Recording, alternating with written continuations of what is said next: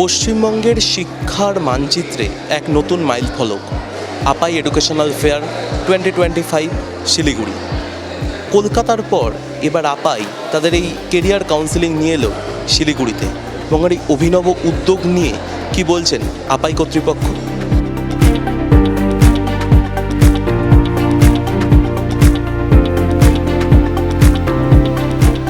হ্যাঁ, সেটা নিয়ে বড় করব এবং আমরা সেটা নিয়ে নর্থ বেঙ্গলে হয়তো আমরা 2-3টে জায়গাতে করব, আরও লার্জার স্কেলে করব।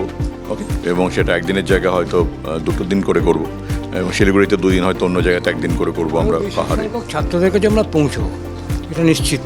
তারা স্টুডেন্টরা ঢুকছে লাইন দিয়ে, বাবা মাকে নিয়ে আসছে, গার্জেনদের নিয়ে আসছে, স্বতঃস্ফূর্তভাবে আসছে। শুনো, এসব মেলা ভালোই ভিড় থাকে। লোক ওয়েবসাইট দেখে, গুগল দেখে, ওখান থেকে যত জ্ঞান পাওয়া যায় এখানে এসে কনফার্মেশন করলে আরও বেটার হয়।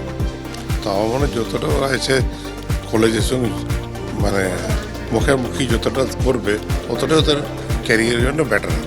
এবং এখন শিলিগুড়িতে পৌঁছে গেছি, এবার কালিম্পংয়ে পৌঁছে যাব, আমরা কখনো কুচবিহারে পৌঁছে যাব, জলপাইগুড়ি পৌঁছে যাব। তো আপায়ের কাজই হচ্ছে যত সংখ্যক স্টুডেন্টকে প্রপার ডিরেকশন দেওয়া যায়, প্রপার কাউন্সিলিংয়ের মধ্যে দিয়ে আনা যায়, তাদের কেরিয়ারটাকে ঠিক করে দেওয়া যায়। আপায়ের কাজই আমাদের এটা। সুতরাং সেই কাজটা করতে গিয়ে যতটা সম্ভব স্টুডেন্টদের কাছে পৌঁছানোই হচ্ছে আমাদের উদ্দেশ্য।